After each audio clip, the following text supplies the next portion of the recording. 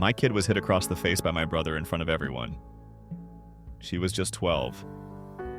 Dramatic silence. Please let me know in the comments where you are seeing this. My name is Elena Hart. Have you ever felt as though time had stopped when you witnessed someone degrading your child? Not out of astonishment, but anger. It was the talent show at the middle school, a crowded auditorium. Educators, parents, students. I was silent but pleased as my daughter Maya took the stage with her violin and I stood in the back with my arms folded.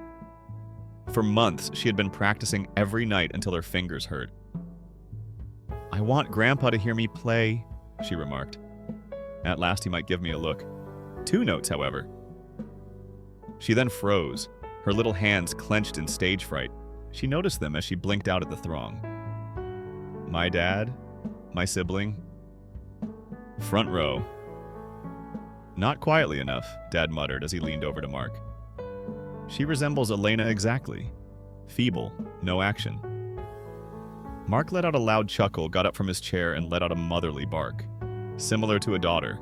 They are both worthless. Maya let her bow fall. There were gasps. Mark strode up the stairs like he ruled the world before I could get to her, despite my best efforts to push through the mob. To the sound, he grabbed her arm and slapped her open hand. Shattered the auditorium. Maya faltered. An instructor let out a yell. She was crying and collapsing onto me when I got to her. My father got up at that point, gave a slow single clap, and smirked. She had to learn to be ashamed. Everything changed at that very instant. Because they were all unaware that the microphone in Maya's clothing was still operational, broadcasting over the school's PA system, directly into each classroom hallway and even the office of the district administrator. They were all unaware that I was more than simply Maya's mother. I had been looking forward to this day for years, and I now controlled the entire institution. The mask fell off. I heard it, and so did the entire city. I keep my tears to myself. However, they were going to see my burning. That night, I drove Maya home. With her violin still clenched to her breast and a red mark left on her face, she sobbed herself to sleep. I realized I had failed as I sat at the side of her bed and gazed at the girl I had vowed to protect. It was because I had given my family too many opportunities, not because I was weak. They referred to it as discipline. It was referred to as family concerns. However, it was always abuse. Maston, custom. The golden boy Mark was impervious to wrongdoing.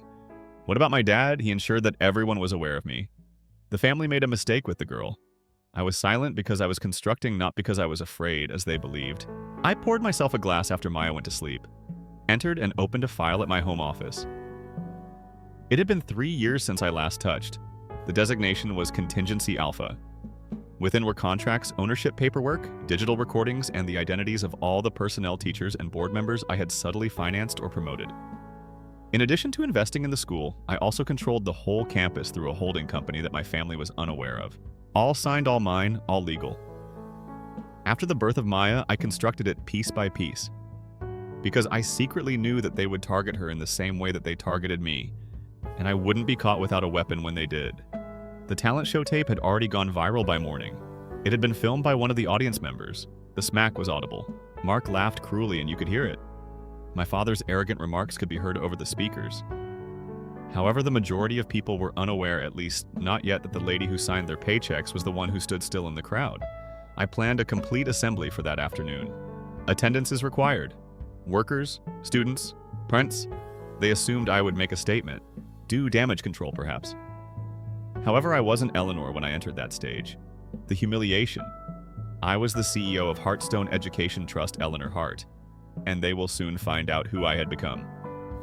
At a time, one microphone. The gym was full, parents whispering, students buzzing. Faculty members appear anxious, particularly the ones who had shared my brother's laughter throughout the years. Mark was also present. The first row once more, smiling as if nothing could affect him, arms crossed. Dad came in one hand and sat next to him, conceit on the other side. They were unaware, not quite yet. I was composed and at ease when I stood at the podium. He wore all black, and as I adjusted the microphone, it was his, like fog silence descended. I would like to express my gratitude to everyone for attending at such short notice. Elena Hart is my name. I saw Mark furrow his brow. Dad moved around in his chair. I may be familiar to you as Maya's mother, but I'm speaking in a different capacity today. Behind me, I pressed the remote control. The screen sprang to life. The incorporation of Heartstone Trust Holdings followed by the deed and the faculty payroll arrangement is shocking. I kept going for the last 6 years. I have been this institution's executive financier and quiet majority shareholder. Mark took a half stance. What on earth is this? I didn't recoil. And over the past 6 years, I've seen certain employees and some family members mock and degrade my daughter in the same way that they used to do to me. I pressed play to hear my father's loud, clear voice, the smack and the chuckle. Shame was something she needed to understand. Parents' lips were covered. Mark became white as the teachers glanced at their shoes. I looked out into the throng. Did we take this into consideration, self-control? Are we teaching our kids this? Is that brutality a legacy? Miss Hart, I had no idea, remarked the superintendent who was sat close to the front. I held out my hand. Do not be concerned. I'm not requesting an apology. I turned to look at Dad and Mark. I'm imposing penalties. A security guard moved forward. Expert, quiet. Are you ready with instant effect? Stay steady, I urged. You have been removed from your role as Regional Athletics Coordinator, Mark Hart. We've taken away your access. Your salary has been frozen. Mark jumped up and down. I can't be fired. I've spent 15 years working here, I grinned. You will be escorted out in 15 seconds. After moving, the guards called for you. I said, looking at my father, you have been using a legacy advisory board to receive your pension. You didn't attend. He squinted his eyes. What do you say it's gone, I say. Then the balance of power suddenly shifted. They were unaware that they were attending a school assembly. They simply entered my courtroom. At first, Dad remained still. He simply gazed at me as though I had spoken a foreign language. He used to shout into quiet, much like the little girl. It's impossible to talk this loudly. My pension cannot be touched by you, at last he snarled. It is safeguarded. The board cast its vote. The board is me. I have all of the signed votes on file, I remarked icily. 3 years ago, he quit attending meetings. According to the bylaws you helped draft, you are disqualified since you are labeled as inactive and non-compliant. He was given an envelope with the letter of termination by one of the guards. Formal pension revocation and final audit. His hands trembled. Already Mark was being released, but not in a peaceful manner. Mom departed for this reason. He let out a bark. Considering that you're a vengeful bee. I moved in closer. Do you wish to discuss, Mom? Everyone in the room held their breath. She departed after seeing your transformation. Please stop beating me, she pleaded. She needs a strong skin, he remarked. I didn't raise my voice. I simply let the tickets to be silent. Clausen, you're not tough anymore. You are nothing. I faced the audience once more. Let's be clear. Bullying from the top will never be accepted at this institution again. It might be a legacy hire employee or student. The cameras flashed. I allowed it to be streamed live by someone. I wanted everyone to see it. However, there was still one more step. I called a news conference that night. Local networks appeared. Parents, former pupils, alumni. Maya was standing next to me. I took her hand. As a promise, not as a shield. It's been too long since I spoke. I started. I believed that maintaining harmony with my family was necessary to safeguard my kid. However, peace devoid of dignity is really a form of imprisonment. I inhaled. Both Richard Hart and Mark Hart will apologize in public tomorrow morning. Not to me, not to Maya, but to all students who have ever experienced humiliation at the hands of someone who was meant to keep them safe. That made an attempt to talk. Mark declined. I leaned close to the microphone. He doesn't.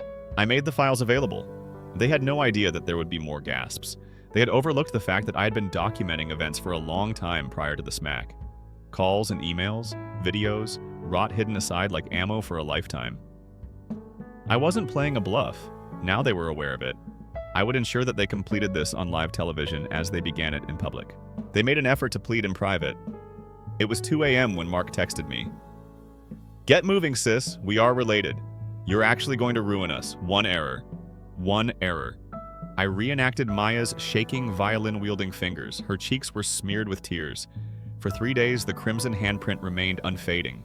He failed to understand. They didn't. Then Dad called. Don't apologize. Do you really believe you'll get away with it? You're turning your own blood into a circus act. I didn't respond. He just received a calendar invite from me.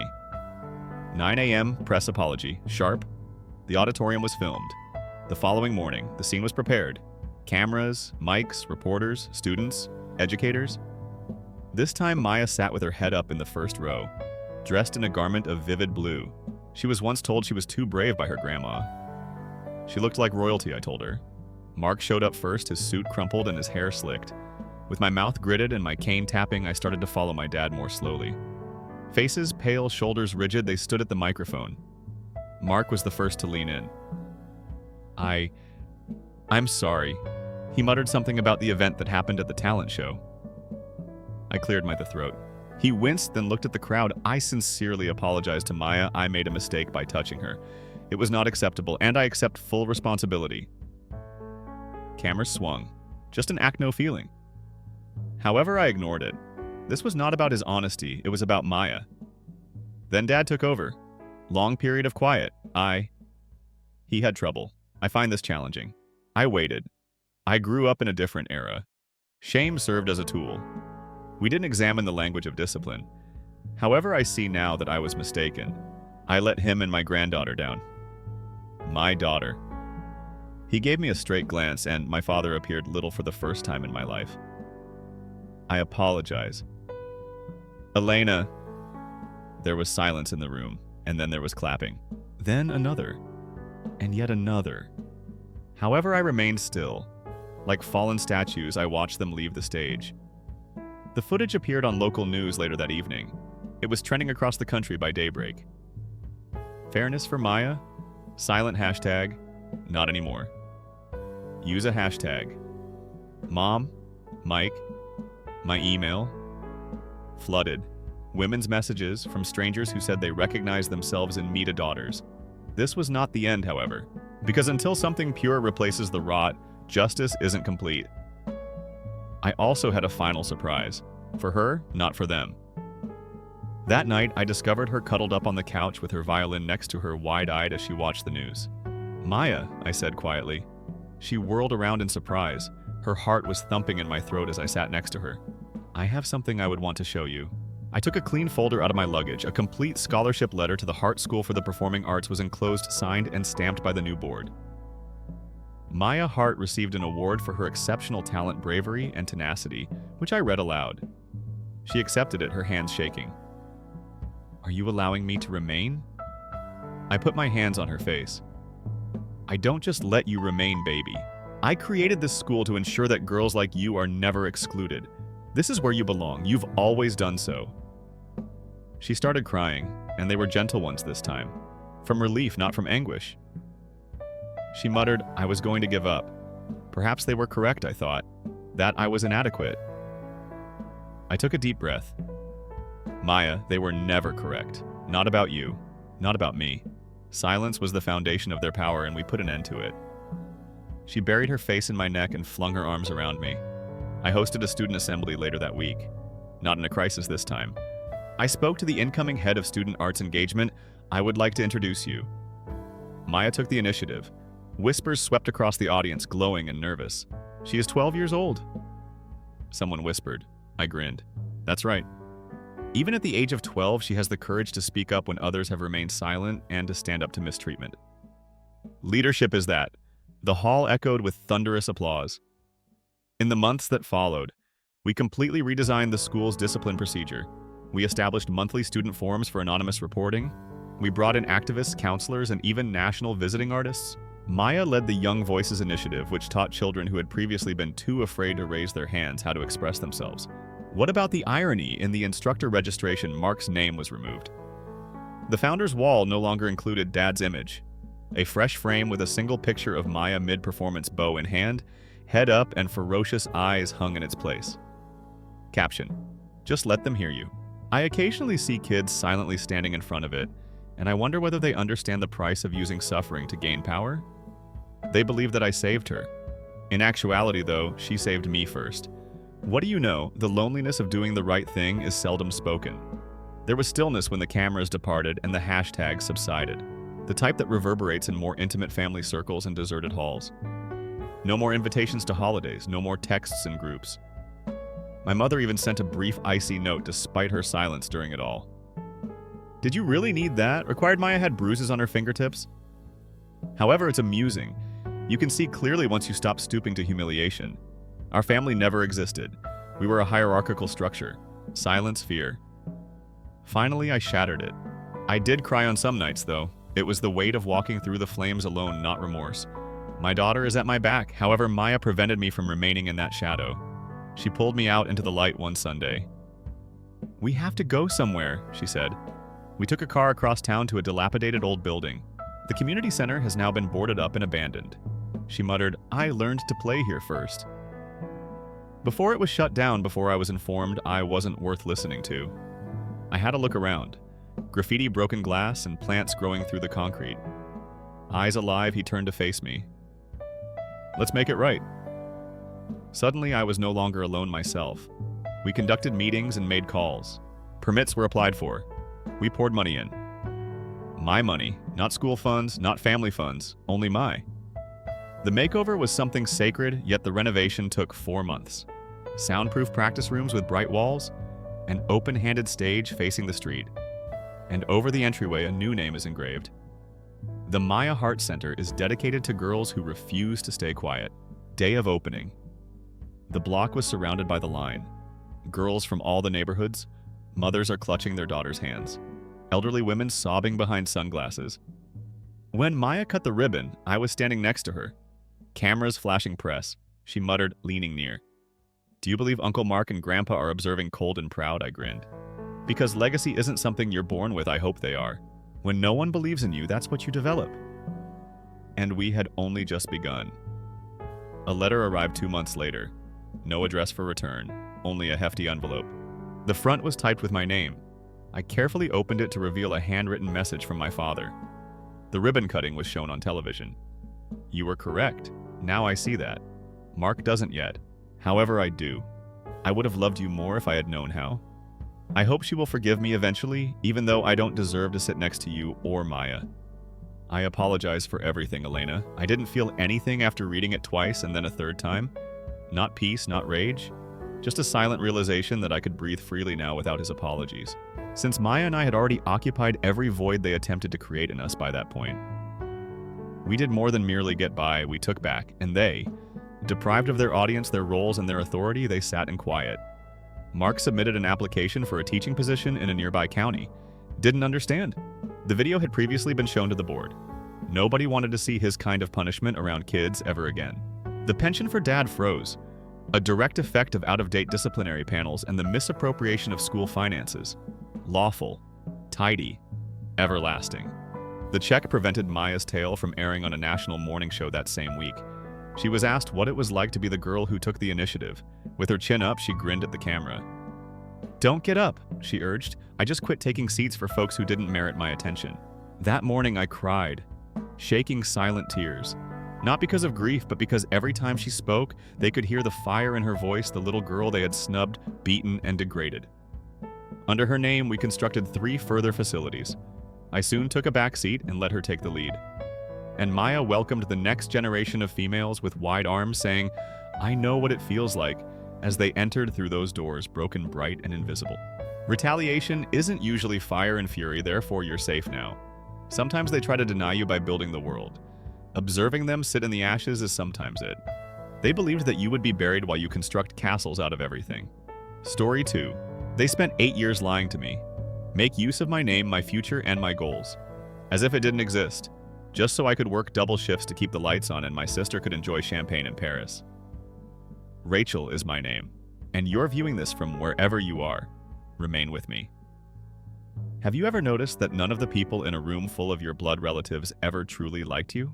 In our family, Christmas dinner was always a performance. Crystal plates, sparkling lights. The sound of laughter was a bit too loud. However, something broke through the illusion that year. Grandma said it in jest, lifting her wine glass. I blinked. "Good thing your parents paid off those student loans." I hovered my fork in midair. "Which loans?" Slowly, I said. "My sophomore year, I left school. Tuition was out of my price range." Mom's hand shook. The glass of wine tilted. On the white tablecloth, a huge crimson stain blossomed. There was a tremendous clatter when Dad's fork fell out of his grasp. Quiet, as if everyone in the room was holding their breath. With a sly smile, my uncle remarked, "That was your job, wasn't it?" I was so overcome with humiliation that I was unable to speak. My ears were buzzing. "Grandma." Her smile was gone as quickly as a light switch. Her piercing gaze shifted to my mom. "Ever since Rachel became 18, I have provided you $50,000 a year." The calmness of her voice cut through the atmosphere. Mom's murmur broke.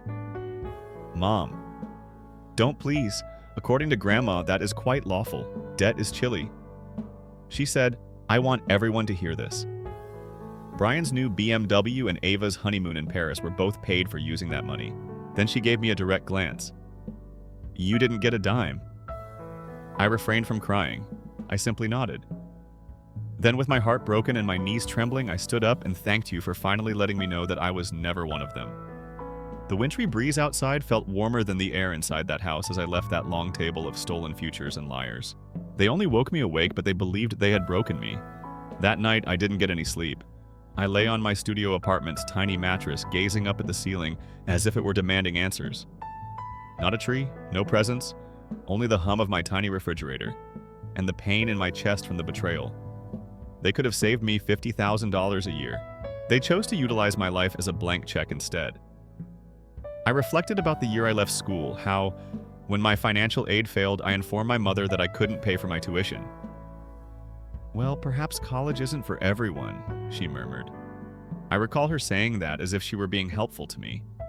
I recall Ava sharing sunset pictures from the Amalfi Coast with the hashtag #newlywedbliss, and Brian driving that brand new BMW in the driveway when I got home from a late shift at Waffle House.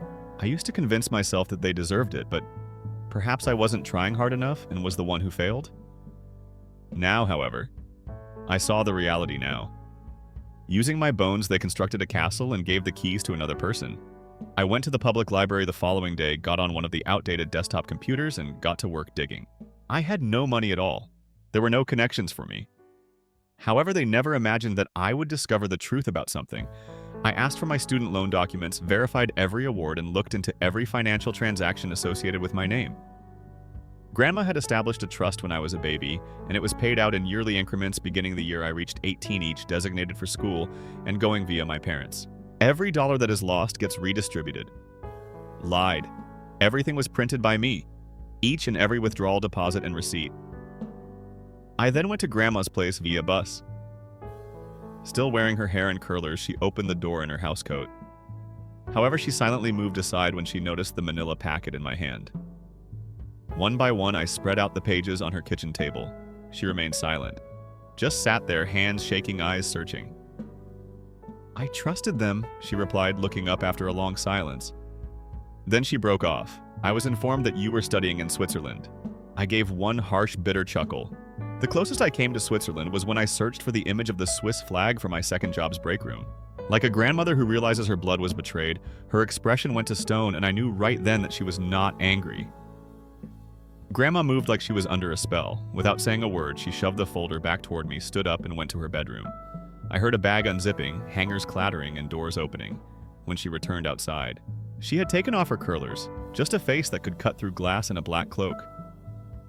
"Come on," she urged. "The bank is where we're heading." It nearly made me chuckle. "You are not required to." He interrupted me. "They abused a legal trust, deceived me, and took from you. That is deception. Let's begin there, in the bank." She made no request for a manager. The branch director was required by her. She put out the documents one by one while we sat in an office with glass walls. Her tone was sharp and icy. Incredulous, the woman behind the counter blinked. "This," she responded, "this is serious."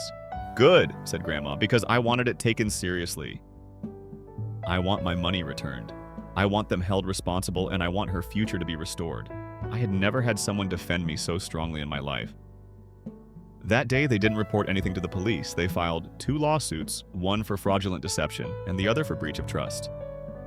Grandma wasn't finished, though. She contacted her estate attorney, who had first assisted her in creating the trust.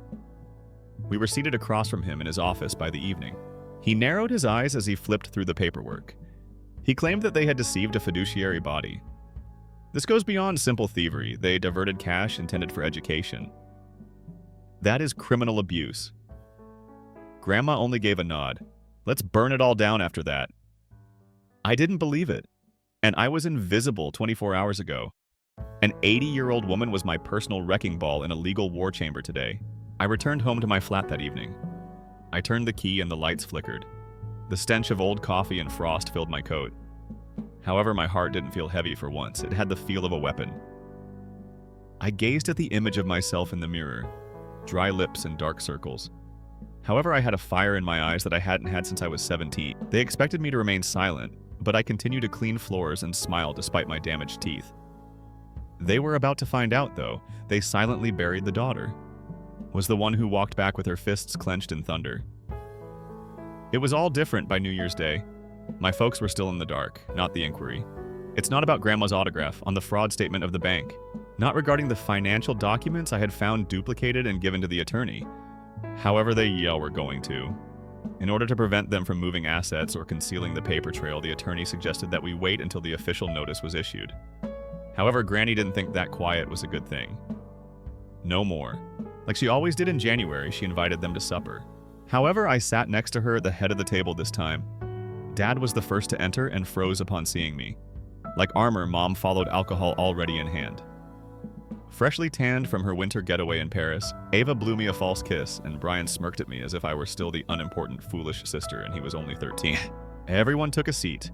Green beans, mashed potatoes, roast chicken, and tension so thick that the gravy congealed were all on the table. To the family, Grandma held out her glass. She said bluntly, then went on to discuss the repercussions.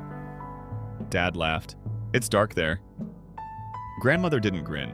She gave them a big envelope from beneath the table. Mom was the first to open it. I saw her face go completely blank, then red, then pale. "That is..." She stumbled. "It's confidential." "No," Grandma said. "My money is that. Her future lay in that. And you committed that offense." Leaning over, Ava looked. "What is this?" Calmly, I replied. "All of the money that Grandma ever gave them for my schooling was used for your wedding, Ryan's car, and their trips." Nervously, Brian laughed. "All right, isn't it all the same pot, though? We are related." That was it. That one dumb sentence. Grandma got up. "He stole from her. You misled me. You told everyone lies.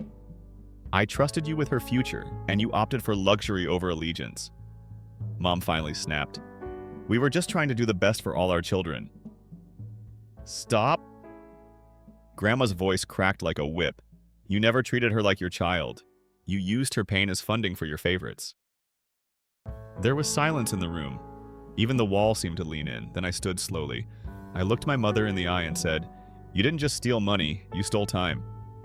Here's, I'll never get back." While you sipped champagne, I bled for rent. Grandma placed a hand on my shoulder. And for the first time in my life, I felt like someone saw me. Truly saw me. "I suggest you get a lawyer," Grandma said as she turned to leave. "And a conscience," I added as we walked out.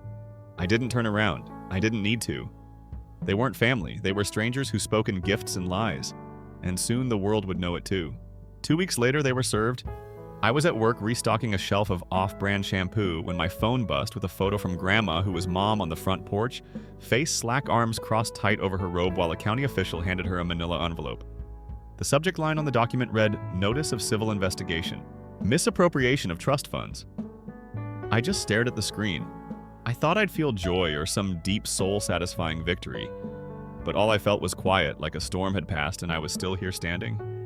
That night, I walked up the 5 blocks home in the freezing dark past the corner bakery I used to clean for minimum wage, and I let myself cry. Not because I was weak, but because for the first time in years, I wasn't pretending I was okay. Back at Grandma's house, the real work began. Depositions, bank statements, phone calls from lawyers who suddenly remembered my name. Grandma's lawyer dug deeper, and what he found made my stomach turn. Over 7 years, my parents had embezzled more than $350,000 from Grandma's fund. Enough to buy my sister 2 honeymoons to send my brother to private golf school and to throw themselves for luxury cruises. The entire time I was taking the night shift at a gas station. Skipping meals, drinking tap water, and rationing my asthma inhaler, all while they smiled at holiday dinners like they hadn't gutted my future. Then came the press. Somehow the story leaked. A retired educator reveals a family's startling financial betrayal. My colleagues began to whisper. I got strange looks from customers. A man inquired, "I take it you're the girl in the article whose parents I didn't respond to." I simply said, "Have a nice night," while scanning his toothpaste. But I never forgot that moment. It was because I didn't flinch, not because of what he said. I wasn't ashamed for once. I wasn't hiding. I was stolen from. To my face, they lied. Like they were harvesting fruit from a tree they believed I would never return to. They stole years of my life. I was still breathing, though, continuing to rise. Finally, the entire world was watching this time. The girl they left behind was no longer merely getting by. He was going to prevail. On a Tuesday, everything fell apart. My mother called first to plead, not to apologize. Like old glass, her voice broke through the line. "Would you please speak with Grandma? Our accounts are being frozen by her. Nothing is accessible to us." I sat there looking at my instant coffee as if it were the only thing that kept me warm. And I spoke with the composure of someone who has been hurt for a long time. "He paid for your vacations with my future. You have no right to request favors from me." After a moment of silence, she whispered. "It was never personal, though." I laughed at that. The icy void. "He took away my education, my chances, and my name. And you handed them to people who didn't do a thing. It was very personal because of you." Take. She didn't give another call. By Thursday, both Brian and Ava had shared black and white Instagram stories with scripture quotes about enduring storms and family loyalty. However, nothing could predict what would happen next. An audit was mandated by a judge. Every check, every gift, every transfer. Grandma's writing was taken care of. There was no denying it. They took everything. The BMW was purchased in the same year and was registered in my father's name. For my second semester, Grandma sent $50,000. Days after I emailed my parents to let them know I was dropping out, receipts revealed a $7,200 hotel reservation in Paris. That week, I pleaded with them for assistance. They didn't respond at all. The BMW was repossessed and the house was for sale. Brian, who famously remarked, "I'll always be mediocre," was seen on camera yelling at a Starbucks barista when his app failed to load and Ava's credit cards were declined. Both their and my worlds were collapsing. Grandma's living room was a safe place for me to watch it. Her hand softly encircled mine. "You're going to be fine now," she said. Okay, wasn't the objective anymore, so I didn't answer. Freedom came from the need to constantly prove my value to those who couldn't even see it, not just from the debt or the lies. The girl had constructed a raft for herself and was abandoned to drown. She was now learning how to survive in the face of flames. They had no financial losses. I was becoming less accessible to them, and that was the one currency they'd never get back. The morning of the hearing, I wore a black blazer I found at Goodwill and boots with worn soles. Eva showed up in pearls. Brian wore sunglasses indoors like it was still some kind of joke. My mother's hands shook the whole time. "What about my dad?" He didn't even look at me. The courtroom smelled like cheap wood polish and nerves. Grandma sat beside me, spine straight, eyes forward, when the judge asked if anyone wanted to make a personal statement. My heart started pounding in my ears. I hadn't planned to speak, but I stood. Every step to the podium felt like walking across broken glass, but my voice didn't shake. I dropped out of college because I couldn't afford tuition. I worked 16-hour days. I ate rice and tap water. I missed doctor's appointments because I couldn't pay the copay. I begged my parents for help and got silence. Meanwhile, they were using money that was meant for me to send my siblings on international vacations. I paused. They didn't just steal from me, they made me believe I wasn't worth saving. That was a burden that I was the reason things were hard. I turned to look at them and I believed them for years. My throat burned. Now, however, now I know the truth. They didn't fail to help me, they chose not to. I stepped back, each word echoing like thunder in that quiet chamber. The judge didn't speak for a long time. Then finally, restitution will be enforced. Accounts remain frozen. Assets liquidated. Funds rerouted to the intended recipient. Miss Hayes. My name, my full name. And it felt like I was hearing it for the first time in my life. Outside cameras flashed, reporters shouted. But all I remember is walking out of that building and breathing air that didn't belong to them anymore. Later that night, I took the long way home past the campus I once dreamed of graduating from. And for the first time, I didn't feel bitter. I felt free because sometimes justice doesn't look like revenge. It looks like survival with receipts. It looks like peace without apology. And it sounds like your name being called in a courtroom. Not as a victim, but as the one who finally rose.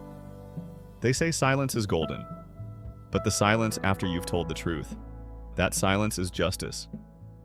3 months later, I walked into my new apartment. It wasn't much. 1-bedroom, second-floor view of a gas station, but it was mine. Rent-paid utilities on groceries stocked, and a check on my desk. The restitution cleared $187,000. I didn't touch it. Not quite yet. I sat with it for days like it was a letter from a past version of me.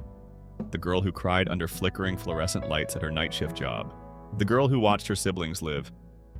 Dreams bought with her stolen future. Now she had options. Now she had a name. Grandma came over every Sunday. She brought lemon bars and stories. And one afternoon she handed me a manila folder. Inside were college brochures. She said, "If you ever want to try again, I'll be your co-signer this time." I refrained from crying. I just nodded because we both knew. This time it would be my choice. My parents.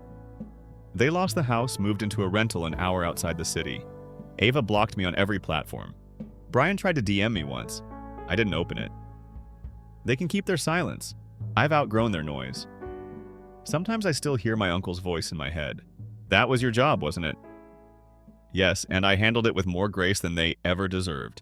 Because I didn't just take back what was stolen. I built something they couldn't touch. Not with guilt, not with gossip, not with money. Freedom doesn't come with a bow, it comes wrapped in broken glass.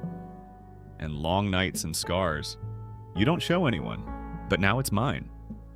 Additionally, I no longer cringe when I pass mirrors. I see a woman who managed to escape despite being abandoned. Not resentful, just finished. Tell people that she walked out of the fire with the ashes of everything they attempted to bury her under if they ever inquire about how it ended. She also never turned around. Story 3. I wish you'd never been born. Even your birth ruined my life, that's what my mom said right in front of the guests. Right under the string lights and flowered arch where my sister had just said I do. And my brother? He laughed loud enough for the entire table to turn. My name is Rachel, and from wherever you're watching this, remain with me. Have you ever realized in a single moment that your family never saw you as human? I refrained from crying. I didn't scream, I just set my champagne down, pushed back my chair and walked out of the wedding like I was walking out of a fire. Computer controlled, but burning inside. They didn't call after me. Not my mom, not my sister and her designer gown. Not even my dad who used to tuck me in after nightmares, no one cared. I walked straight down the gravel driveway in heels, my satin dress catching on thorns, my breath shaking. And when I reached the gate, I turned around just once, and I promised myself they will never see me crawl again. That night, while they danced and toasted to the perfect daughter, I packed up my life. I erased myself from family group chats, deleted photos, blocked numbers. The silence felt better than the noise ever did. And then at 3:17 a.m., my phone buzzed. It was an unknown number. I almost didn't answer. But something in me said, "Pick up." A trembling voice whispered, "Rachel, please tell me this isn't true." Did you really? I didn't let her finish. I said 4 words. Look at the homepage. I hung up after that, and in that instant, halfway between anger and heartache, I grinned since nothing could stop what I had started now that it was in motion. The world would find out who the true failure was tomorrow, as well as my mom. Never again would she smirk. I was merely a mistake to her. However, I was going to make headlines for the rest of the world. You don't learn to plot retaliation. Growing up, you pray that your mother will love you as much as she loves your siblings. I hope you stay quiet and clean the house if you receive straight A's. She will no longer regard you as a discoloration. She is unable to wash out. Denise, my mother, loved looks. Her entire world was carefully planned. Like her picture-perfect living room on Pinterest where nobody could sit, or the breathless fake laugh she made at church. In private, however, I was the family's letdown.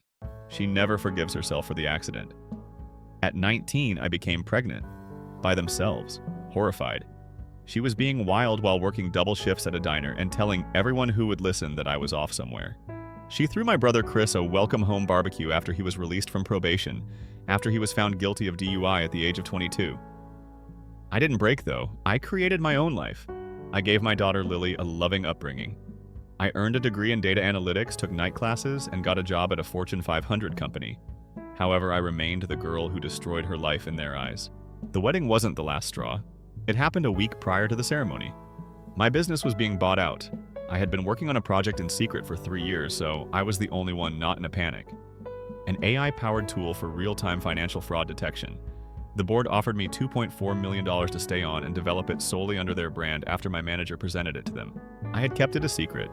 Not even Lily. Until the ink dried, I wanted to keep it to myself. However, I then made a mistake. I told the bride, the golden girl, my sister Jenna. I reasoned that she might notice me if I shared something genuine. She vowed not to speak a word. She expressed her pride in me, gave me the same hug she gave me as a child. I heard my mother laughing on the phone 2 days later. Rachel is absurd. She believes she created a $1 million invention. Even balancing a checkbook is beyond her capabilities. I realized then that the wedding had never been about love. I was the target of a joke on a stage. They were unaware, however, that I had already prepared my departure. And he set it all off when my mother made fun of me in front of those string lights. They believe I left in silence. They don't know. I carried the detonator as I left. When I got home that evening, I didn't cry. I opened my laptop, poured a glass of wine, and removed my heels, which were still resonating with laughter. I wasn't broken despite their belief that I was. I was honing my skills. 2 years ago, I started a digital trail. Every petty slight, every whisper about me in emails I wasn't meant to see. Every time my mother rerouted money from Grandma's trust into Chris's failed businesses, I backed it all up. From Jenna's backdoor job placements to Chris's shady crypto scam that had quietly defrauded 3 families at our church. I wasn't just building tech, I was building leverage. And the real kicker, I never left the family group chat. I just needed it. So I saw it. The photogenic posted hours after the wedding. Me cut mid-walk back turned captioned when the family screw up. Makes a dramatic exit face with tears of joy. Chris commented, probably going to cry into her broke girl wine. My mother responded with 3 crying laugh emojis. I didn't answer. Instead, I started forwarding files. The first went to a private investigator I'd already vetted, someone skilled in financial forensics. The next batch to a journalist friend I'd met through work, one who was itching to do a piece on corruption hiding in perfect suburban families. Then came the anonymous tip to the IRS and the final move. I changed the password on the shared Dropbox folder Jenna and I had used to collaborate on her wedding slideshow. Why? Because the final file, the one labeled vows and a final data movie, wasn't what she thought. She'd uploaded the wrong video weeks ago, a screen recording a call between her and Chris where they joked about screwing me over, where Jenna said let her drown in her spreadsheets. She'll always be trash with a pretty resume, where Chris called Lily my daughter, the oops baby with bad hair. I kept that file quietly until the moment was right. And oh, that moment was coming, because 2 days later, Jenna sent a mass text.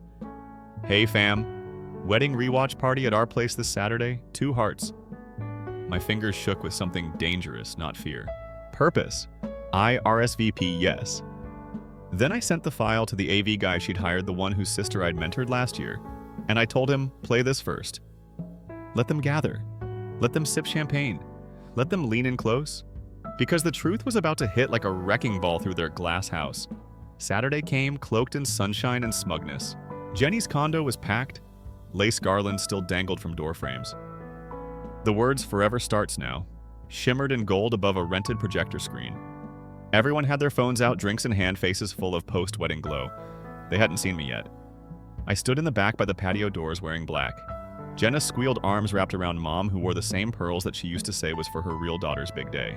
Chris was pouring mimosas, laughing loud like someone who'd never been afraid of karma. I tapped the heavy guy on the shoulder and handed him the flash drive. He blinked once, then nodded. He didn't need reminding. He remembered how I helped his sister get her first coding internship when no one else believed in her. He remembered the long nights I stayed on Zoom teaching her Java. Now it was showtime. The lights dimmed. People clapped. Jenna clinked a glass and giggled. Okay, y'all get ready to cry again. Best day of my life. Incoming. They expected slower Mo walks and teary vows. Instead, the audio hit like a gunshot. Jenna's voice crystal clear. Let her drown in her spreadsheets. She'll always be trash with a pretty resume. Gasps, real sharp ones. Chris's laugh followed, oily and cruel, and her kid that oops baby with the messed up curls. Poor thing's going to look like her loser mom. Dead silence. Someone dropped their drink. I didn't blink. The video kept rolling.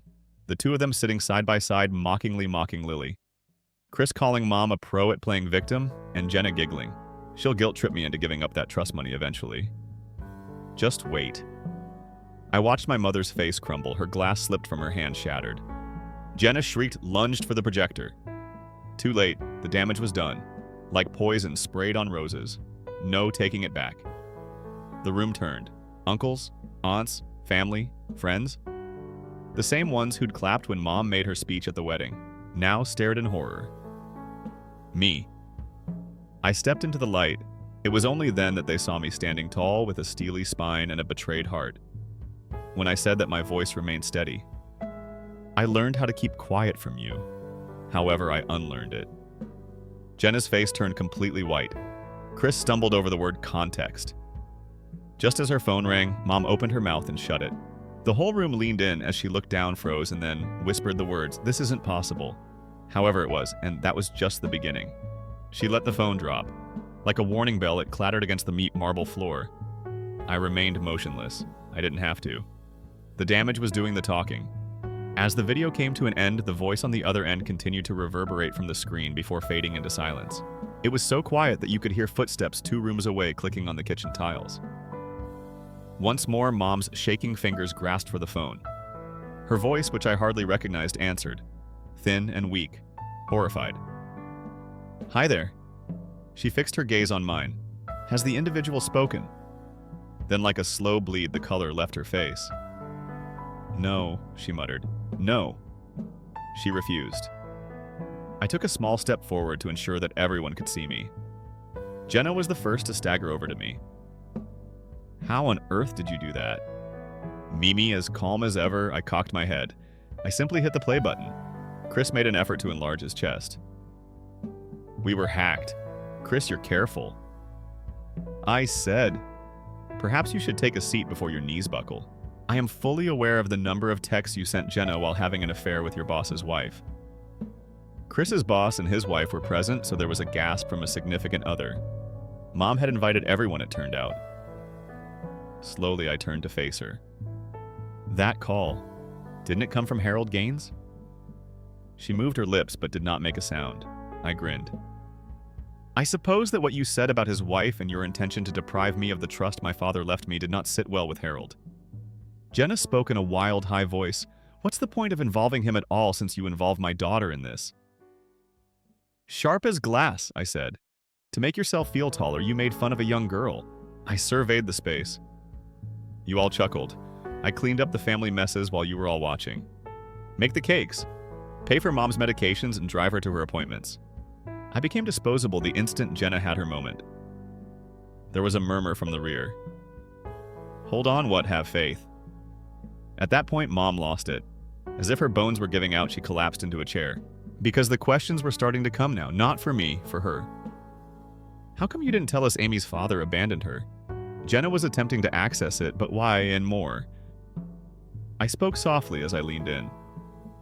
"Mom, don't worry. I retained the original. The one you didn't want anyone to see, that is."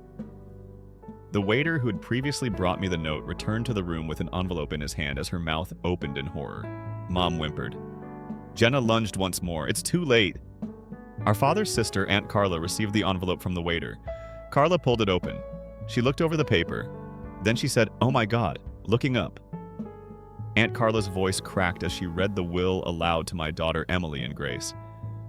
"I leave the full ownership of the lakeside house and the adjoining lands.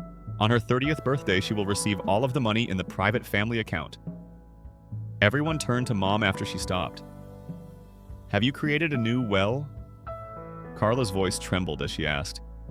"Did you mention that there wasn't one to the others?" Mom said nothing.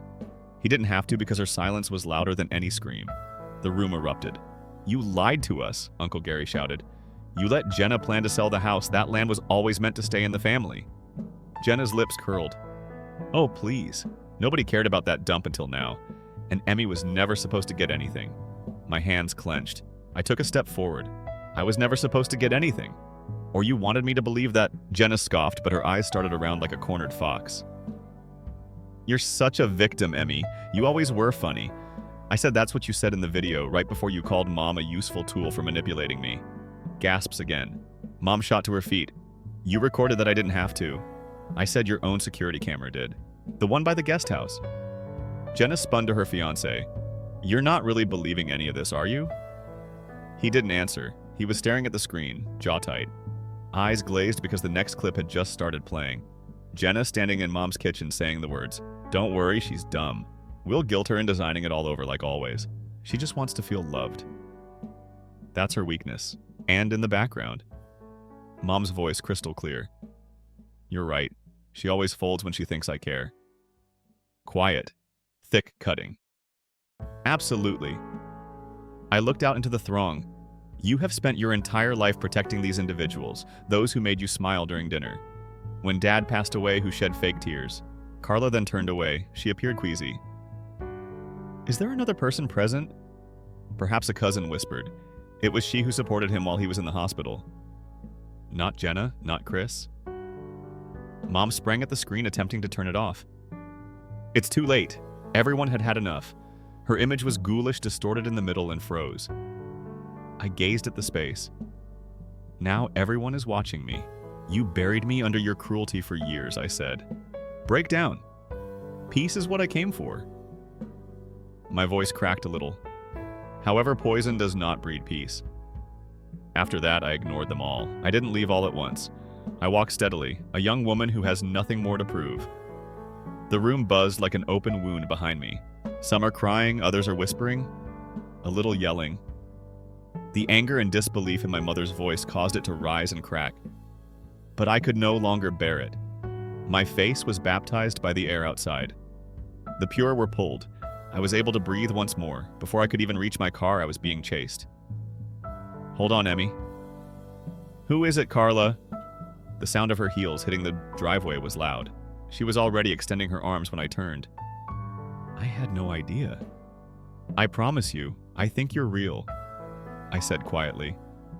She let out a breath as if she had been submerged.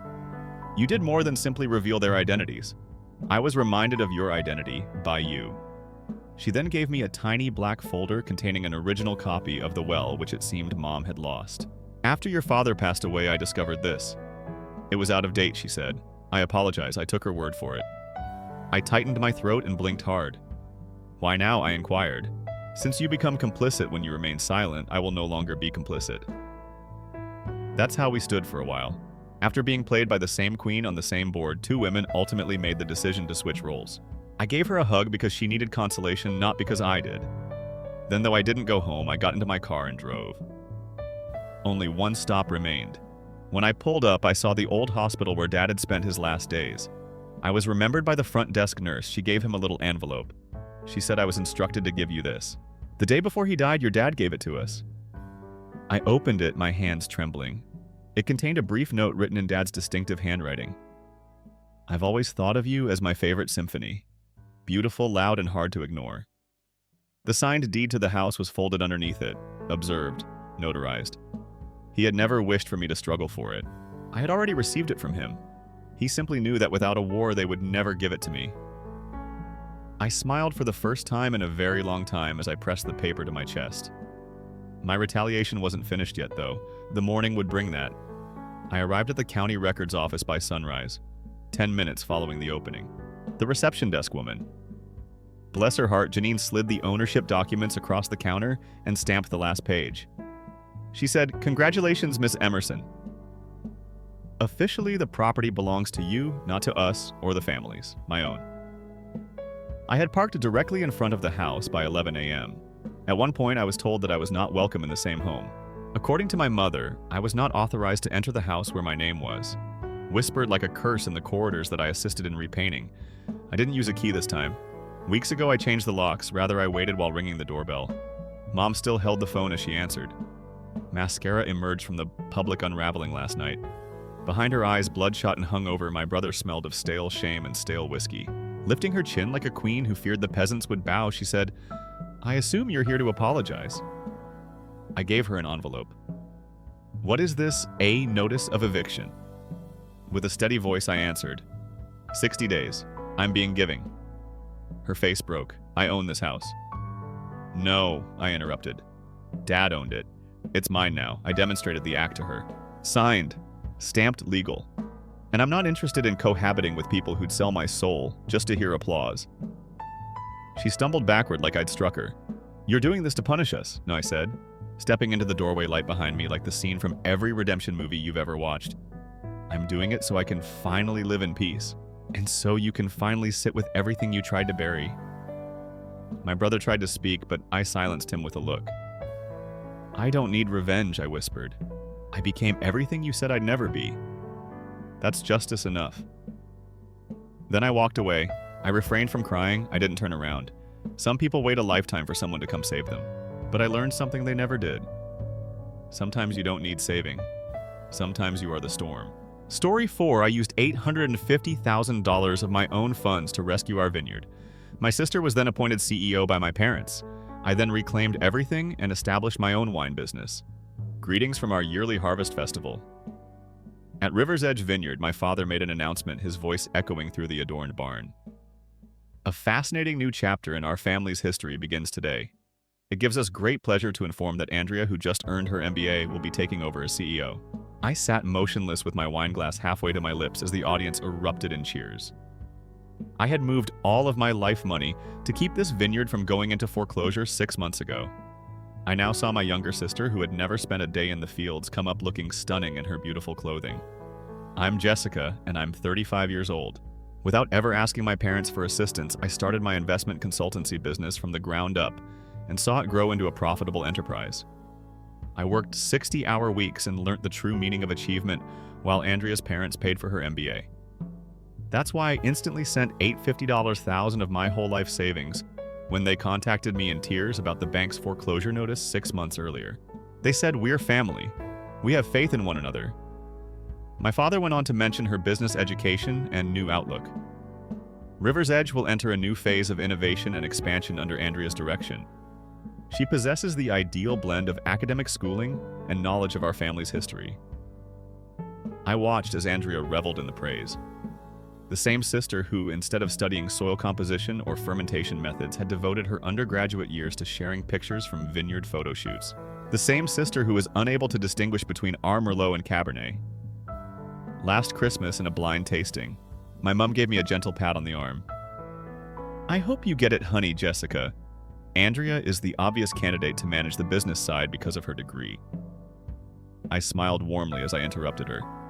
"Naturally, Andrea will do well, Mom." Even though my chest was getting cold, I held my voice steady as I raised my glass and made a toast to River's Edge's new CEO. I excused myself, took my phone out into the cold evening air, and scrolled to a contact I didn't think I'd need. I had met the aggressive corporate lawyer Rachel Thompson at a number of wine business gatherings. "Regarding a family business issue, I need your assistance. Are you available to meet tomorrow?" I texted you. She answered right away. 10 a.m. at my workplace. Bring any supporting paperwork you may have. Rachel's office had a view of downtown Dallas with the steel and glass towers glinting in the early sun. Sitting opposite me, she went over the bank statements that showed that I had transferred $850,000 to the River's Edge Vineyards account. She looked up from the papers and said, "Let me clarify this. Without a formal contract or even a promissory note, you moved all of your life savings." I said, "They're my family." When they contacted regarding the foreclosure notice, the words "now taste nasty." Saving our legacy was all I could think about, because they had over-leveraged the property for Andrea's MBA program and a new tasting room she insisted they needed. 3 generations of winemaking were on the verge of being lost. Rachel reclined in her seat. She has now been appointed CEO, preserving the vineyard in spite of your investment.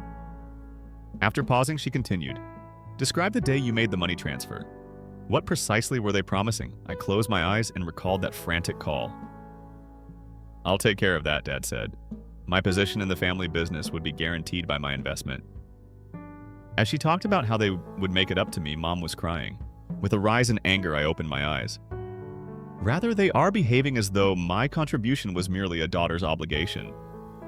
Were these conversations observed by anyone, Rachel inquired? "Yes," I said, straightening my posture. When I went to set up the transfer, their accountant Michael was present. He repeatedly suggested that we put something in writing, but he seemed uneasy about the whole thing. My parents threw him out, claiming it would be a betrayal of the family's confidence. Rachel's eyes shone brightly. "Michael might be of great assistance. However, we must first ascertain your desired result. Would you like to run the vineyard?" I gave a head shake. "I want interest on my investment returned. Give Andrea the title of CEO. I'll use my money to launch my own vineyard, one with which they will have to contend." "Excellent," Rachel grinned. "Since I have a strategy, verbal fraud is what your parents did. These bank documents and Michael's testimony will help us make a compelling case. However, we will send a demand letter first rather than filing right away. One that describes in detail how their conduct might be seen as intentional financial manipulation." She took out a notebook. Within 30 days, we require that you return your $850,000 plus 8% annual interest. We'll also ask for all of your investments' financial records. After they received your money, I'm sure they made some intriguing decisions. A burden was lifted from my shoulders. Additionally, we file a lawsuit to expose their books to public scrutiny if they refuse. I have a feeling that your sister's MBA hasn't equipped her to handle that kind of crisis. At River's Edge, the demand letter landed like a bomb. Andrea called me while I was working from my flat, her voice shrill with panic, a lawsuit. Are you crazy? Everything our family has worked so hard to build will be destroyed by you. She let out a scream. You're to blame for Dad's chest pains. I kept my cool and let her vent. The answer is straightforward. Return my $850,000 investment, plus 8% interest over a 6-month period. Andrea, you have an MBA. The maths is within your grasp. This vineyard was saved with that money, your heritage as well. And now you want to take it back by bankrupting us? She paused, her tone shifting to one of cunning. Additionally, your fancy lawyer ought to be aware of the complexity of family businesses and verbal agreements. Nothing can be proven by you. I smiled, though she couldn't see it. Actually, I just got off the phone with Michael. Remember him? Your accountant. He's given a sworn statement about the day I made the transfer, about how he advised putting our agreement in writing, and how Dad promised me a secured place in the business. The line went silent for a moment. Then hold on. Dad wants to talk to you. My father's voice came through, strained and angry. Jessica, what are you doing to us after everything we've done for you? Everything you've done for me, I cut him off. Let's talk about that. While you paid for Andrea's education, her MBA, her car, her apartment, I created my own life. You promised me a future here in return for preserving the vineyard, and that was the only thing I ever asked for. You were never promised control. Andrea is qualified for this. I am no longer requesting control. Once more, I interrupted. I want my money returned. Money that you took with a clear plan for its use. His voice grew softer as he changed strategies. My dear, be sensible. At the moment, the vineyard lacks that type of liquid capital. We would need to get another loan. Then you should start corresponding with banks. I'll file a lawsuit against you in 25 days. Additionally, Dad, every financial choice made since my investment, including the purchase of the new Mercedes, will be closely examined. Andrea's driving and the trip to Tuscany you and your mother took last month.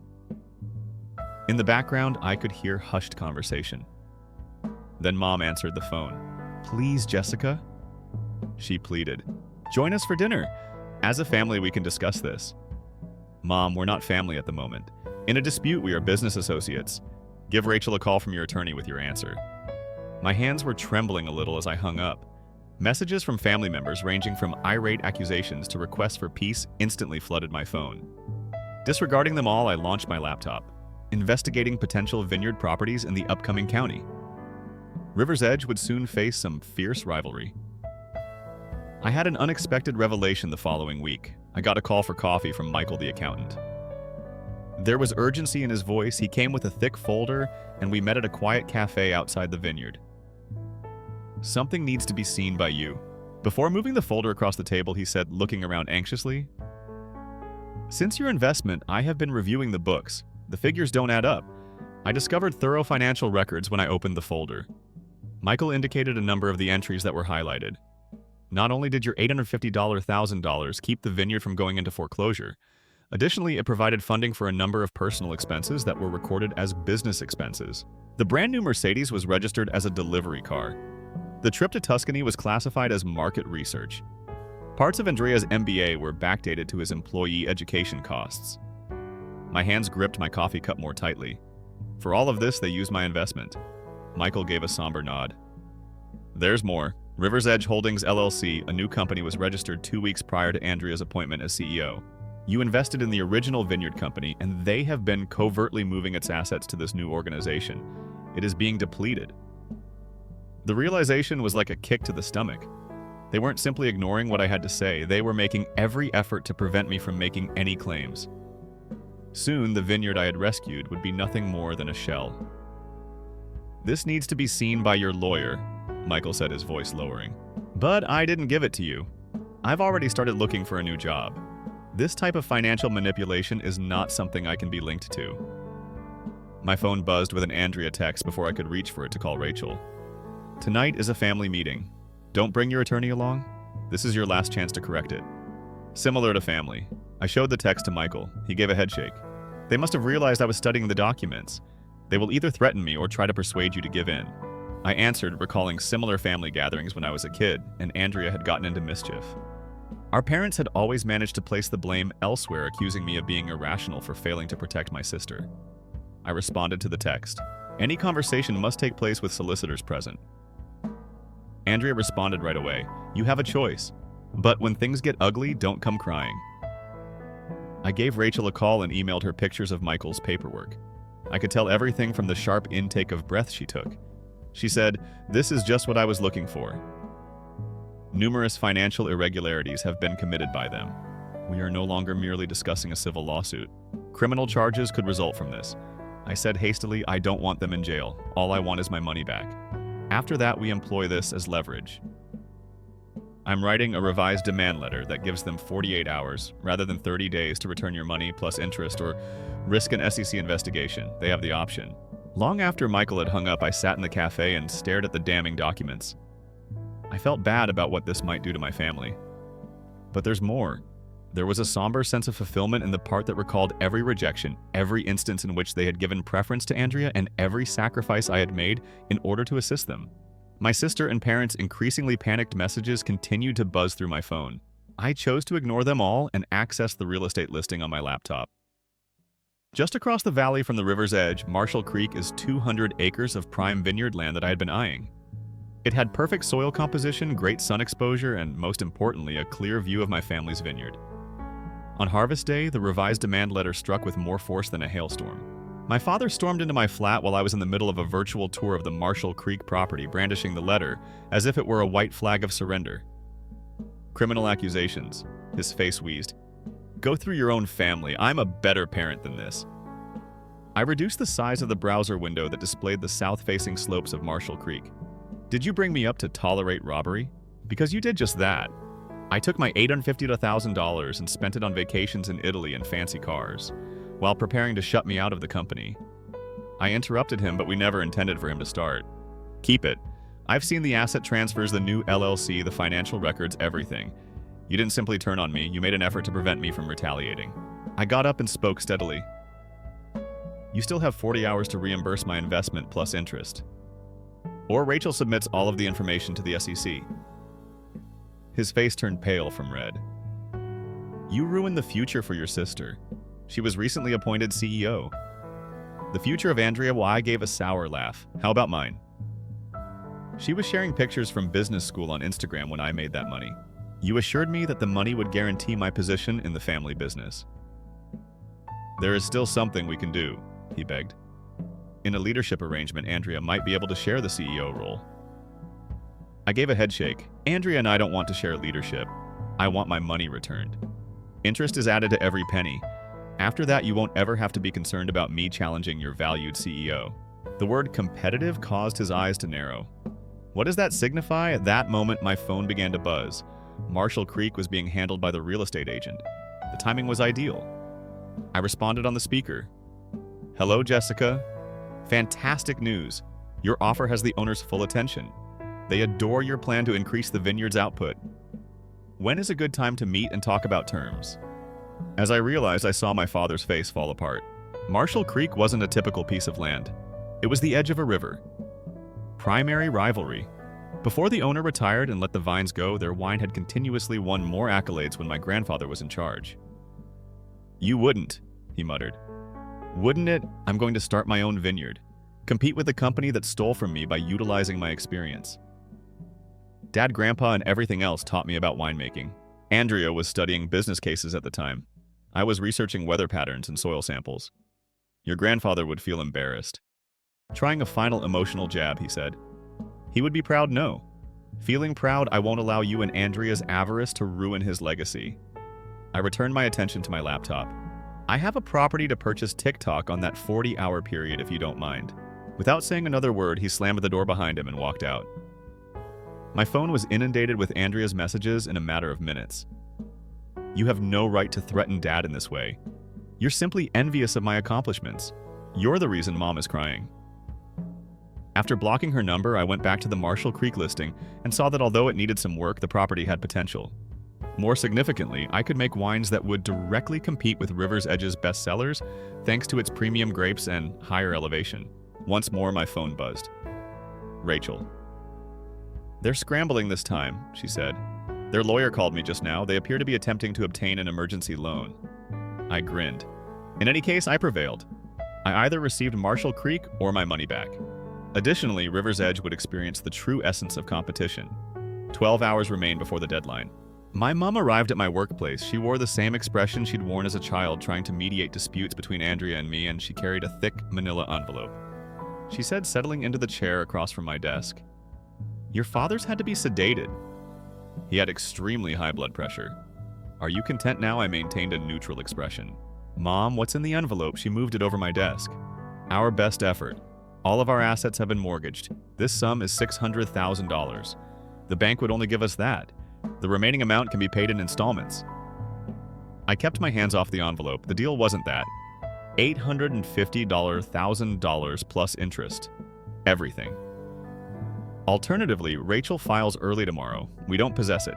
Her act of being a peacemaker crumbled as she snapped. Andrea has been phoning all of Texas banks. Without wanting to audit the books, no one will give us more. And given what they would discover, we can't permit that right now.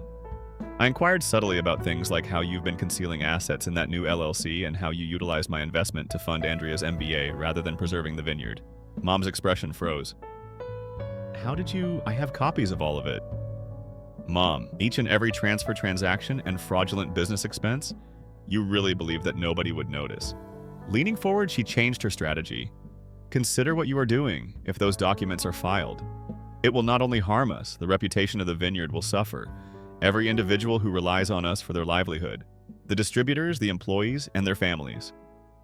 To get even with your sister, you ruin them all. You have no right to put this on me." I spoke in a harsh tone. "As soon as you decided to steal my money, you and your father made this decision. It's not me who jeopardizes everyone's jobs, but you." She started, "We didn't steal." However, I interrupted her. "I'll show you something." I rotated my laptop so that the Marshall Creek real estate listing was visible. Lovely. Is it not superior soil, ideal altitude, and sufficient land to double the river's boundaries? Capacity for production. Unless I receive my money back first, the owner will accept my offer tomorrow morning. Mom recognized the property and her eyes grew wide. "That land is not yours. We would be destroyed." Then within the next 11 hours, I advise you and Andrea to use your imagination. Call in favors, mortgage the house, and sell her Mercedes. I want every penny returned regardless of how you go about it. She got up unsteadily. "Jessica, you've changed. You've hardened. Cruel. No, Mother. I simply no longer allow you to control me, the lawsuit or the money. Now those are your only choices." I called Rachel to give her an update after she left. They made an effort to bargain. I informed her and made a partial payment offer.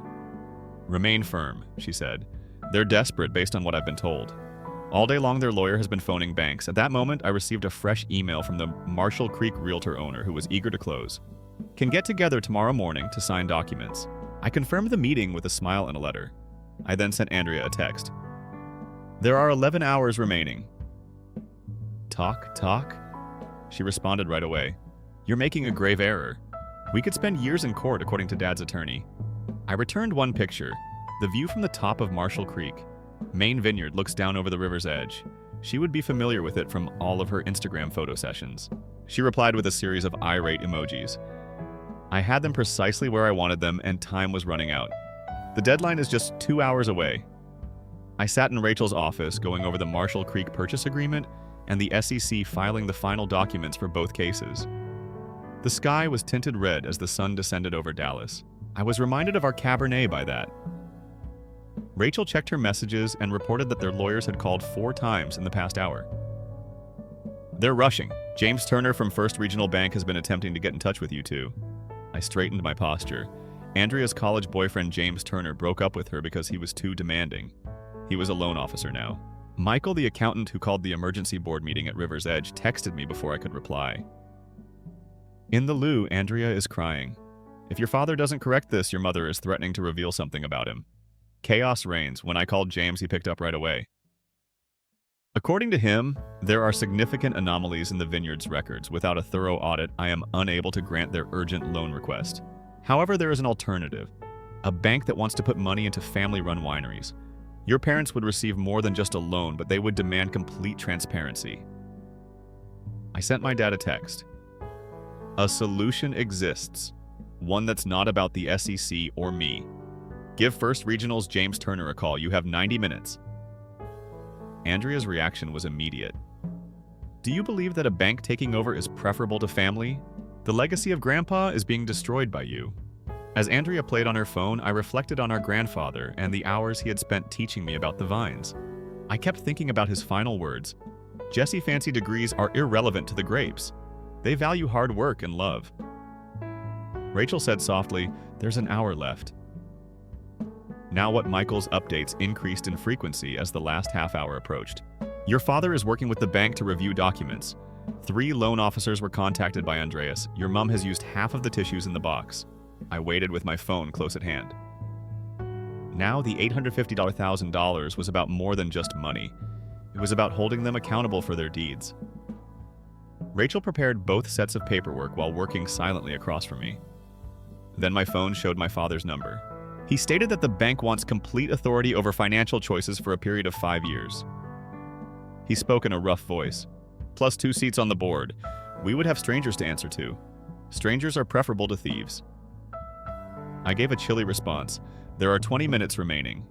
This is if we allow the bank to take control. Will you put everything else aside? No competing vineyard, no sick. I leaned forward and made a bank sign. I'll walk away if you return my investment plus interest. You won't ever have to be concerned about me competing with Andrea, who is so precious. He remained silent for a while. According to your mother, we ought to call your bluff. Claims you won't actually submit a filing to the SEC. You're too tender. I said TikTok, and it took 15 minutes to find out. I turned to Rachel after hanging up. Prepare the SEC documentation. However, my phone buzzed with an email from James Turner before she could grab the file.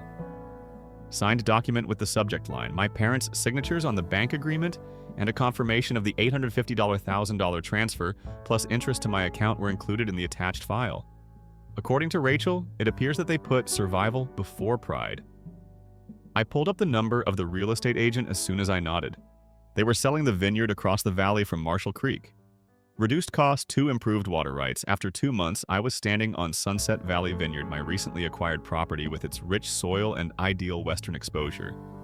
An added bonus was the view of River's Edge across the valley. After hearing my plans, investors would be willing to support my venture, and I would use the $850,000 that was returned as a down payment. The day after the bank took over, Michael quit his job at River's Edge, and I hired him right away to be my CFO. Andrea is losing her mind. He said he looked at his phone.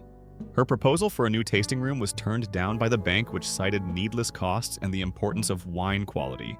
Recalling the bank's first board meeting, I grinned. They had canceled the wine tasting tours in Italy and swapped the Mercedes for a more useful truck. Real financial oversight was outperforming Andrea's MBA. I chose to ignore my mother's weekly texts about mending the family. I hadn't heard from my father since we signed the bank contract, but last week I got a package that had more meaning than they could ever express. Grandpa's handwritten notes on grape varieties, weather patterns, and soil composition were preserved in his old leather-bound notebook. This belongs to someone who recognizes its worth, the enclosed note stated simply.